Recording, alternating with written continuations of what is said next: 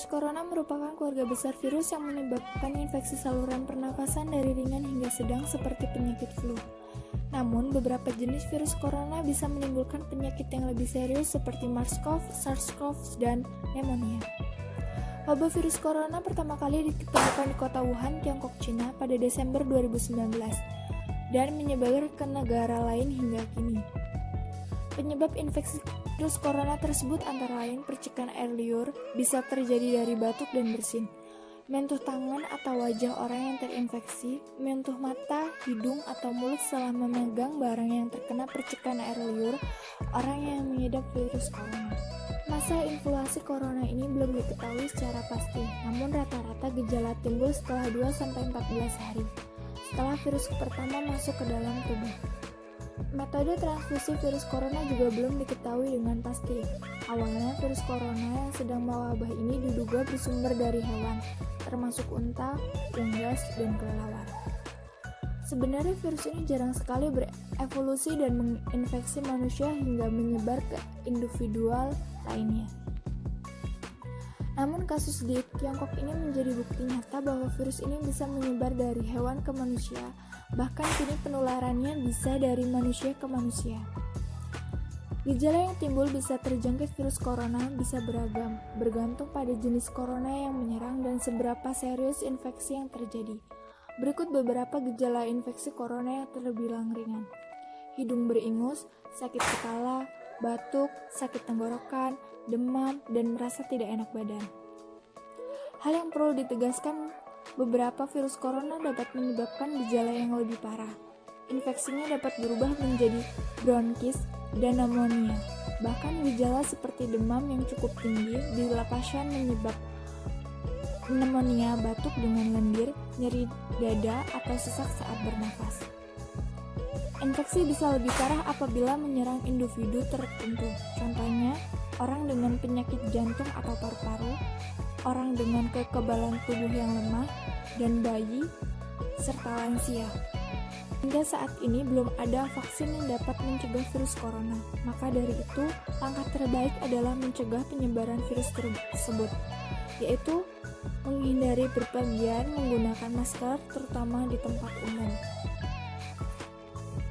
Rajin mencuci tangan dengan sabun, menggunakan hand sanitizer yang mengandung alkohol setelah beraktivitas di luar ruangan.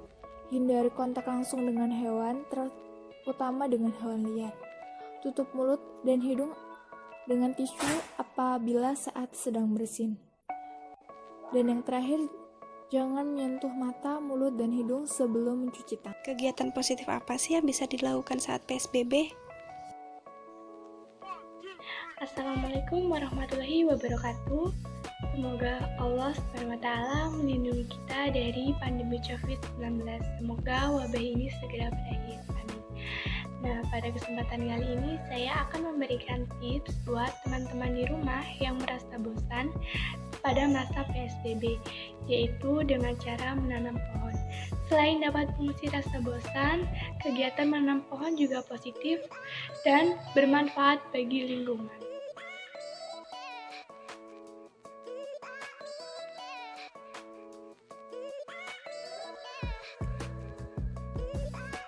Di saat pandemi virus corona, kita harus menjaga daya tahan tubuh dengan berolahraga di rumah, yaitu dengan berolahraga secara teratur dan menjadikan cara untuk menjaga kesehatan, kebugaran, dan daya tahan tubuh di tengah pandemi virus corona ini.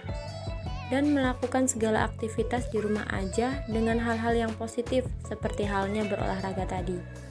Lebih baik kita berolahraga daripada keluar rumah dengan melakukan hal-hal yang tidak positif.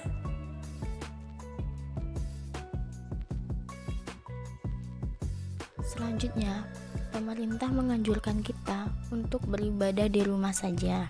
Sebagai warga negara yang baik, kita harus menaati pemerintah.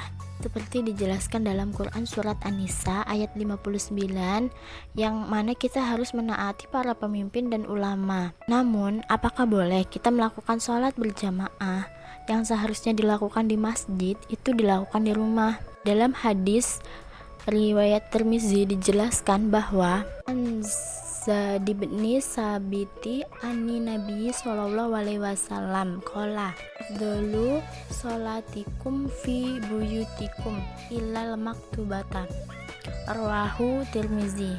Artinya, dari Zaid bin Sabit, Rasulullah Shallallahu Alaihi Wasallam mengatakan, sebaik-baiknya sholat adalah yang dilakukan di rumah kecuali untuk yang wajib.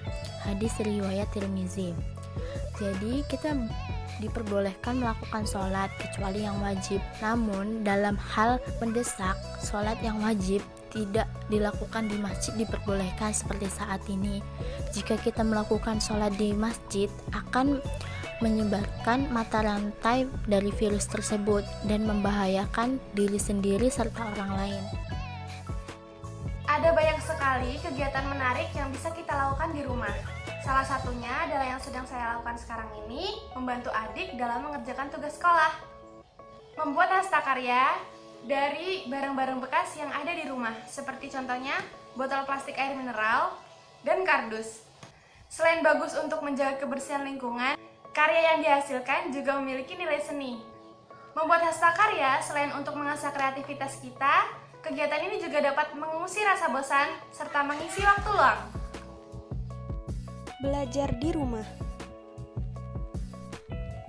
Belajar di rumah merupakan salah satu kegiatan positif yang dilakukan selama masa PSBB.